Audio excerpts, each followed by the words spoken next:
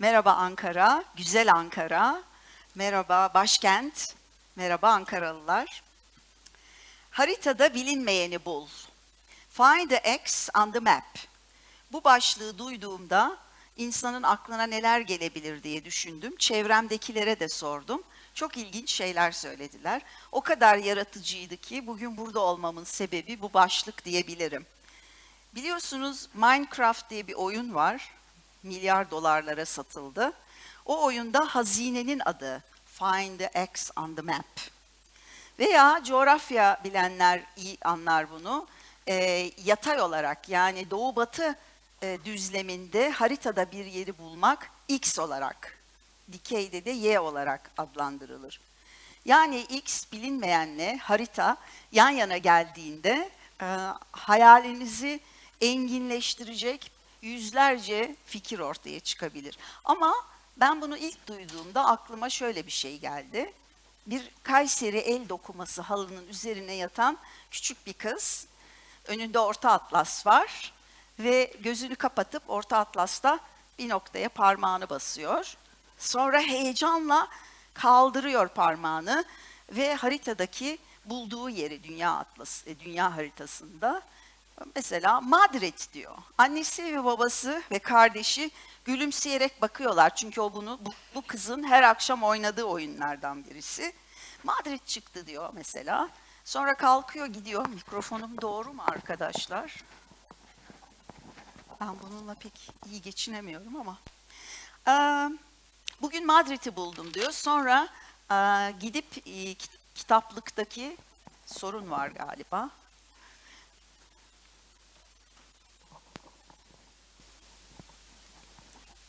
Teşekkür ederim. Kitaplıktaki resimli bilgi, çocuk ansiklopedisinin M harfinin içinde olduğu sayıyı çekiyor. Oradan Madrid'i sayfaları çevirerek arıyor. Ve diyor ki, İspanya'nın başkentiymiş, Don Quixote'un yazarı Cervantes'in doğduğu yermiş. Anlaşıldığı gibi o sırada Google Map yok, henüz dijital haritalar yok o dönemde.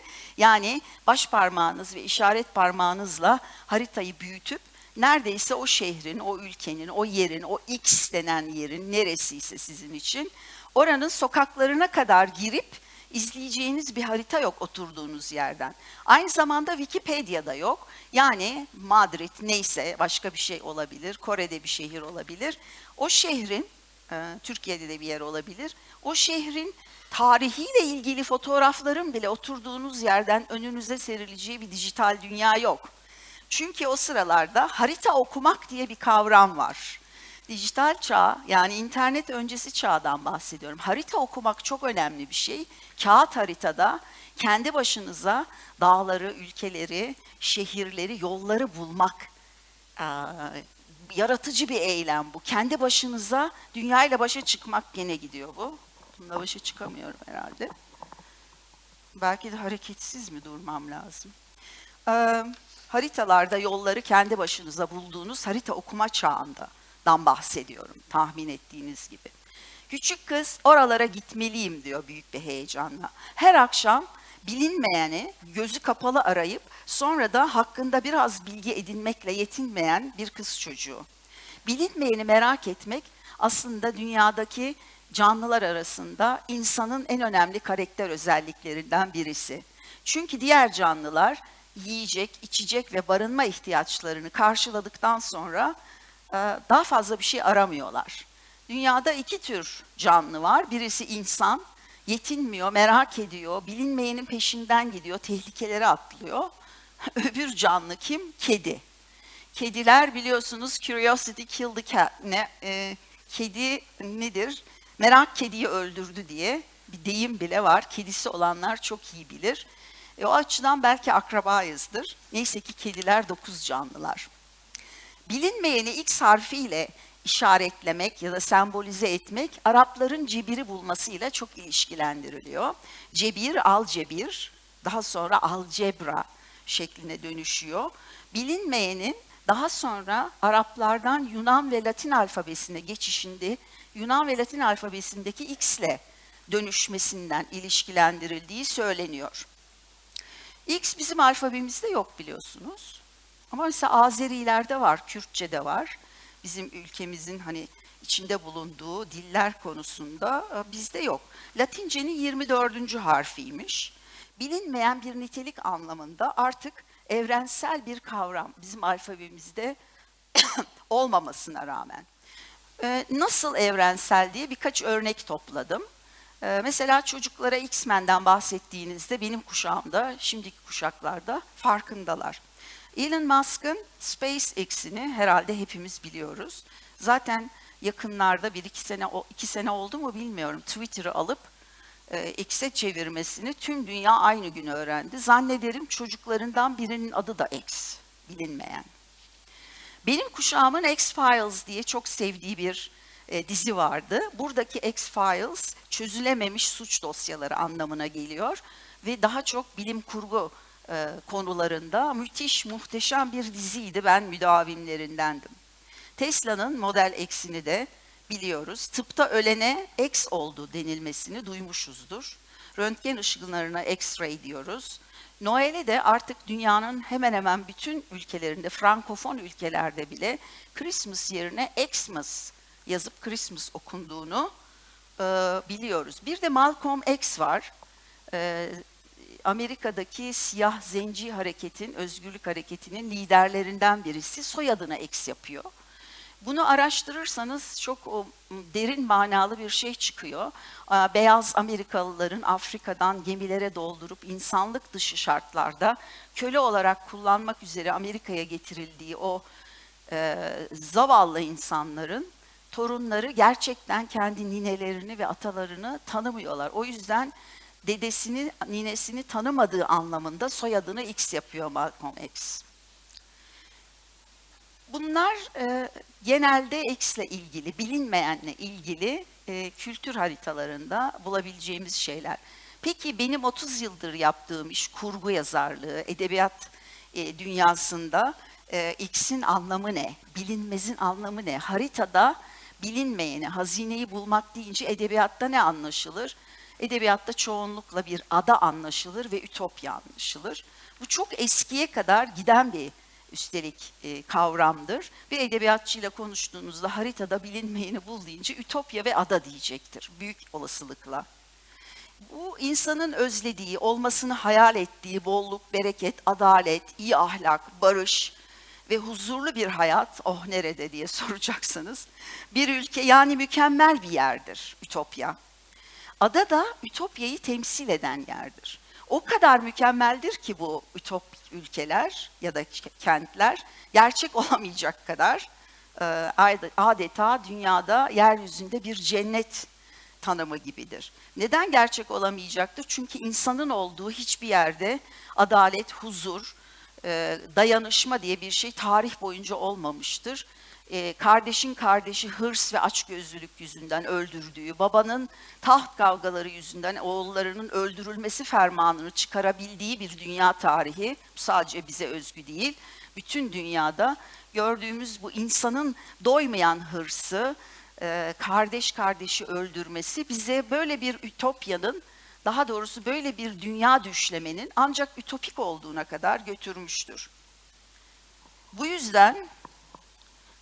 yüzden ada sembolü kullanılmıştır bu ütopyanın olduğu yer. Çünkü okyanusların ortasında kolayca erişilemeyecek bir yer olarak ada ele alınmıştır. Edebiyat ve felsefede çok önemli iki tane ütopya var. Onları da hatırlatmak istiyorum. Onları anmadan olmaz diye düşündüm. Bir tanesi Platon'un Devleti. Orada şöyle diyor, ya filozoflar kral ya da krallar bilge olduğu bir ülkeden bahsediyor. Aslında işte demokrasiyle ilişki kuruyor. Bu İsa'dan önce, milattan önce düşünülmüş bir fikir olarak çok değerli. Ya filozofların kral ya da kralların bilge olduğu bir ülke. Düşünebiliyor musunuz nasıl bir şey olurdu? Ama öyle bir şey yok, hiç görmedik tarihte. Bu tabii haritada bulunmayan bir yer. Bir de Thomas More var, İngiliz yazar. Onun Ütopyası çok meşhurdur. O biliyorsunuzdur büyük ihtimalle. O var olmayan bir ada yaratmıştır. Bu adanın sakinleri eşitlikçi, barışçıl ve sınıfsız bir dünyada yaşarlar. Ne kadar güzel değil mi? Böyle bir şeyi düşündüğünüzde. Tabii bunları anlatırken 1516 yılında yazmıştır Ütopya'yı Thomas More. aslında İngiltere'nin o sıradaki siyasi sistemini eleştirmek için yazdığı bir kitaptır. Peki bütün bunları anlattım. Bana gelince benim için nedir diye düşündüğünüzde haritada bir yer dendiğinde Türk edebiyatının çok çok önemli, şu anda yaşayan bütün Türk edebiyatçılarının mutlaka etkilenmiş olduğu, dünyada da Mark Twain Vakfı'nın Atatürk'ten sonra onur üyeliğini verdiği çok kıymetli, çok değerli yazarımız Sait Faik gelir aklıma. Çünkü o yaşarken adasını bulmuş, Burgaz Adası'nı bulmuş ve orada kendi cennetini kurmak için çalışmıştır. Zaten adalı yazar deyince de okusun okumasın birçok insanın aklına Sait Faik gelir. Ve Burgaz Adası tabii. Onun bir öyküsü var. Adı Haritada Bir Nokta. Yani bu konuşma, bu başlık için haritada hazineyi bul, haritada bir noktayı bul başlığı için 1953'te Sait Faik bu öyküyü yazmış gibidir. Oradan girişi okuyacağım. Bu girişle size aslında haritada aranan o hazinenin insan kültürüyle ilgili bir yer olduğunu bu kadar kıymetli bir yazarın ağzından anlatmaya çalışacağım. Sadece girişi onun öyküsünden alıntıdır bu. Çocukluğumdan beri haritaya ne zaman baksam gözüm hemen bir ada arar, şehir, vilayet isimlerinden hemen kaçar, mavi sahile kayar. Robinson Crusoe'yu okumuşumdur herhalde, unuttum gitti. Onun zoruyla mavi boyaların üstünde bir garip ada ismi okuyunca hülyalara daldığımı sanmıyorum. Romanlar yüzünden adaları sevdiğimi pek ummuyorum. Ama belki de o yüzdendir. Haritada ada görmeyeyim, içimde dostluklar, sevgiler, bir karıncalanmadır başlayıverir. Hemen gözlerimin içine bakan bir köpek, hemen az konuşan, hareketleri ağır, elleri çabuk, abalar giymiş bir balıkçı, yırtık bir muşamba kokusuyla beraber küpeşle tahtaları kararmış, boyası atmış, ağır ve kaba bir sandal, sandalın peşini bırakmayan bir kuş, ağ, balık, pul, sahilde harikulade çocuklar, namuslu kulübeler, kırlangıç ve dülger balığı haşlaması, kereviz kokusu buğus tüten, kara bir tencere, ufukları dar sisli bir deniz. Muhteşem değil mi? Yani herhalde götürmüştür sizi. Ben daha iyi okusam daha iyi giderdik ama en güzeli insanın kendisinin okuması tabii. Ama böyle bir yerde onun düşlediği şey de olmaz. Öykünün devamını kısaca özetleyeceğim. Bilirsiniz zaten. Ya da lütfen tekrar okuyun.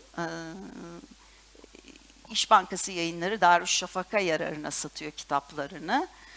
Burgazada'da da yaşadığı ev, annesiyle yaşadığı ev müzedir. Lütfen yolunuz düştüğünde bu çok kıymetli yazarı ziyaret edin.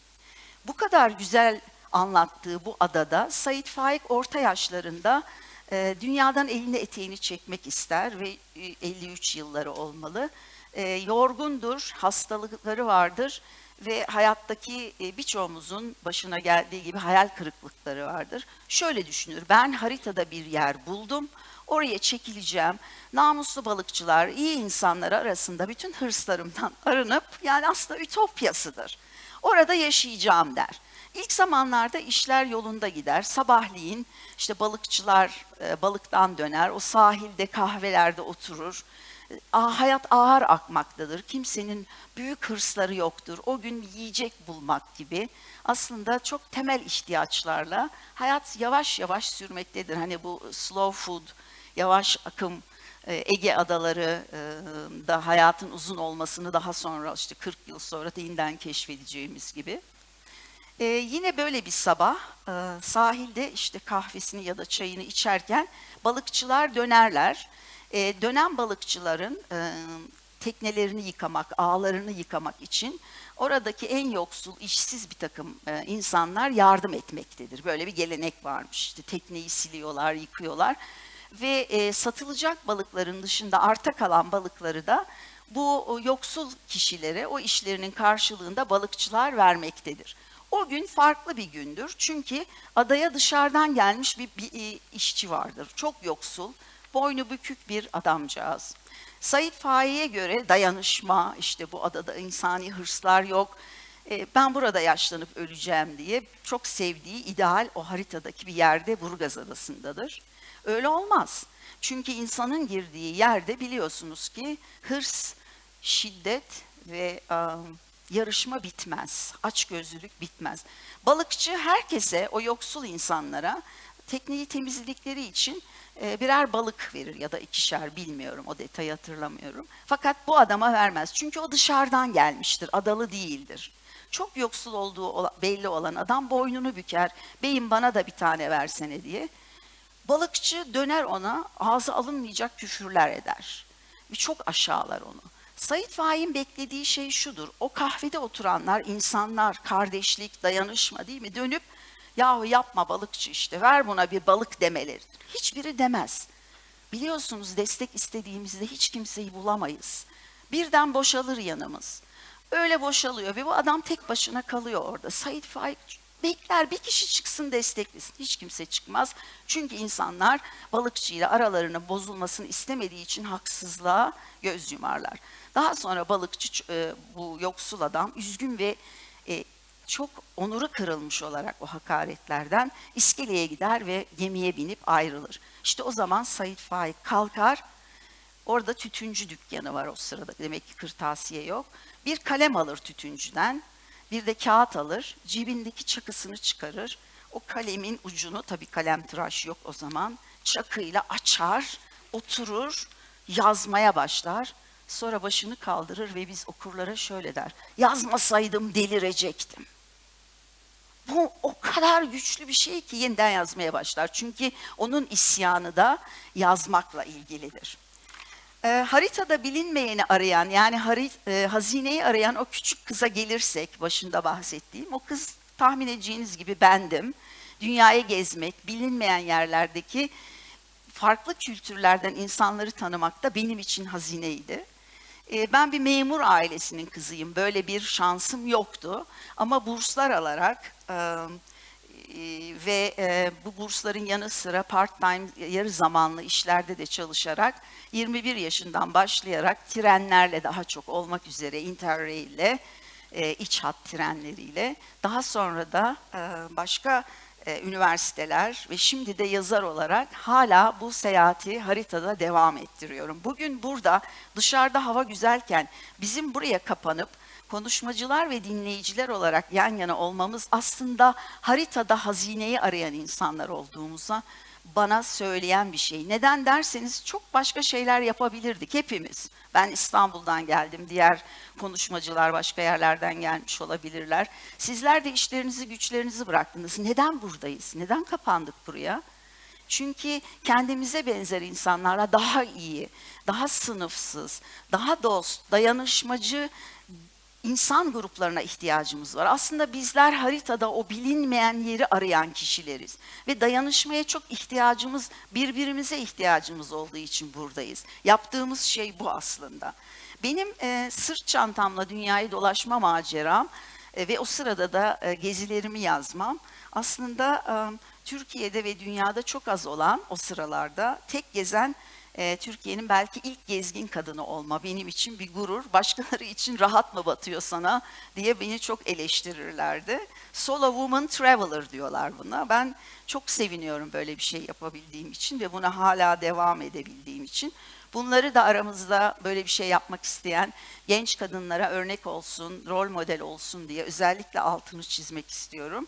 Biyoloji, çevre bilim ve su teknolojisi çalışarak, okuyarak bu bursları elde ettim. Yani kadınların özellikle bilim ve mühendislikte çalışma alanlarını teşvik etmek istiyorum. Dünyanın farklı hazinelerini, farklı kültürlerini bizzat görüp bunları özellikle romanlarımda, öykülerimde anlatmak da benim için haritada o hazineyi arayan kadın olma işimi devam ettiriyor. Ve bugün buradayım ve büyük usta Said Faik'in dediği gibi kalemimi ve klavyemi öpüyorum. Yazmasaydım delirirdim. Teşekkür ederim.